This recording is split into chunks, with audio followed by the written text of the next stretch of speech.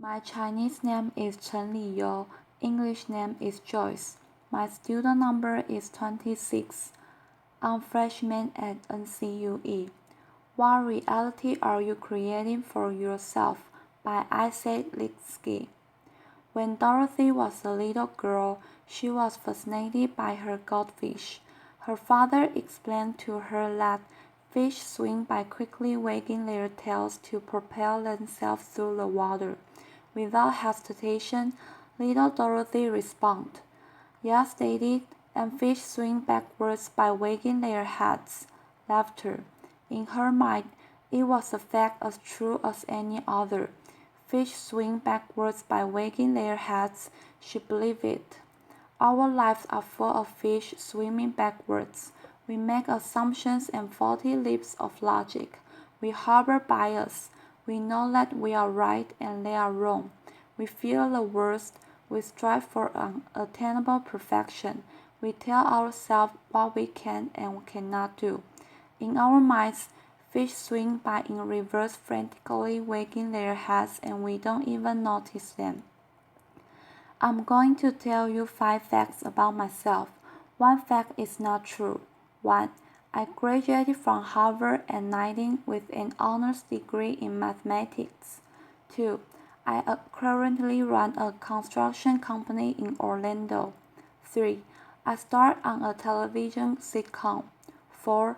I lost my sight to a rare genetic eye disease. 5. I serve as a law clerk to 2 U.S. Supreme Court justices. Which fact is not true? Actually, they are all true. Yeah, they are all true. Applause. At this point, most people really only care about the television show. Laughter.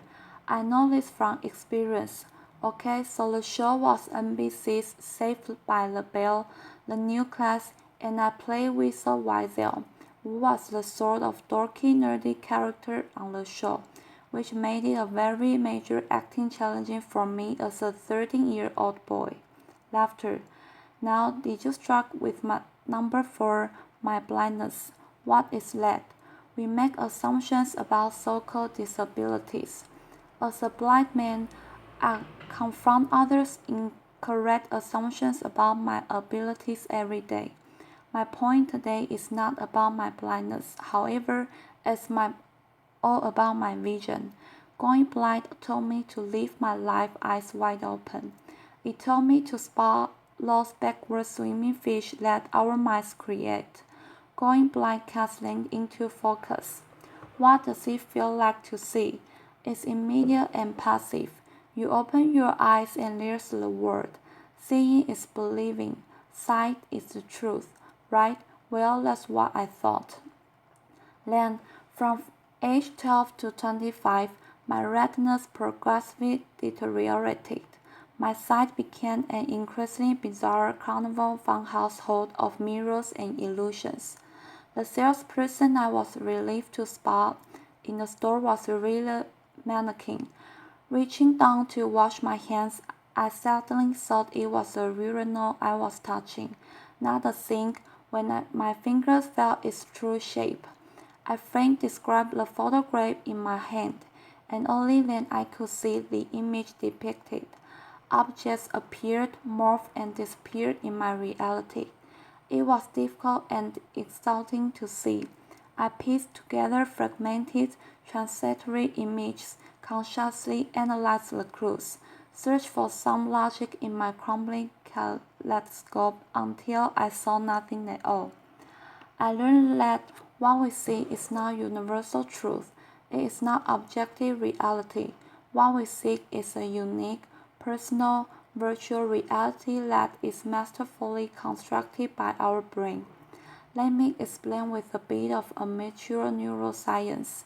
Your visual cortex takes up about 30% of your brain. Let's compare to approximately 8% for touch and 2 to 3% for hearing. Every second, your eyes can send your visual cortex as many as 2 billion pieces of information.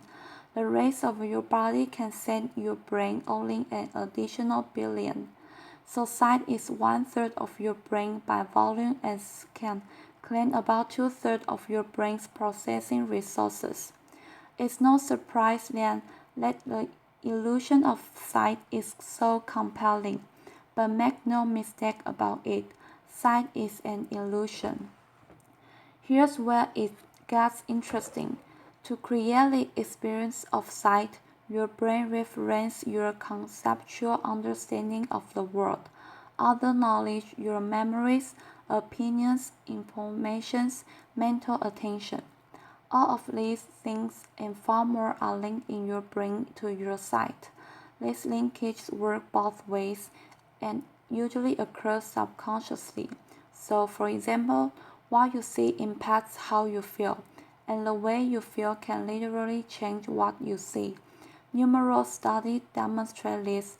If you are asked to estimate the walking speed of a man in a video, for example, your answer will be different if you are taught to think about cheetahs or turtles.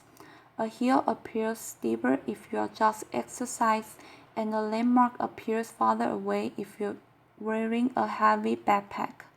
We have arrived at a fundamental contradiction.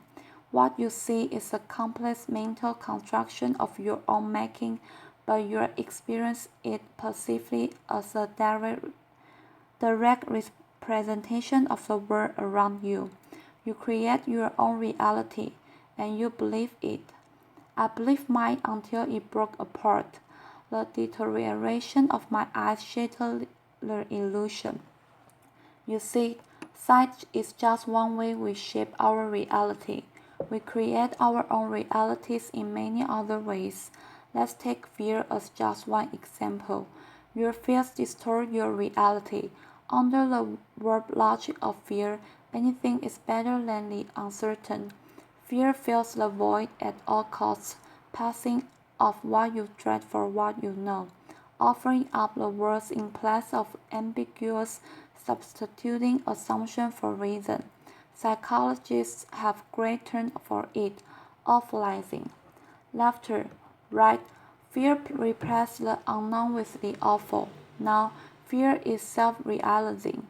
When you face the greatest need to look outside yourself and think critically, fear beats a retreat deep inside your mind, shrinking and distorting your view, drowning your capacity for critical thought with a flood of disruptive emotions. When you face a compelling opportunity to take action, fear lulls you into inaction, enticing you to passively watch its prophecies fulfill themselves. When I was diagnosed with my blinding disease, I knew blindness would ruin my life. Blinding was a death sentence for my independence. It was the end of achievement for me. Blindness meant I would live an unremarkable life, small and sad, and likely alone. I knew it. This was a fiction born of my fears, but I believed it. It was a lie, but it was my reality, just like those backward swimming fish in little Dorothy's mind. If I had not confronted the reality of my fear, I would have lived it. I'm certain of that. So how do you live your life eyes wide open? It is a learned discipline. It can be taught. It can be practiced. I will summarize very briefly. Hold yourself accountable for every moment, every thought, every detail. See beyond your fears. Recognize your assumptions. Harness your internal strength. Silence your internal critic. Correct your misconceptions about luck and about success. Accept your strengths and your weaknesses. And understand the difference. Open your hearts to your bountiful blessings. Your fears, your critics, your heroes, your villains, they are all your excuses, rationalization, shortcuts, justifications, your surrender.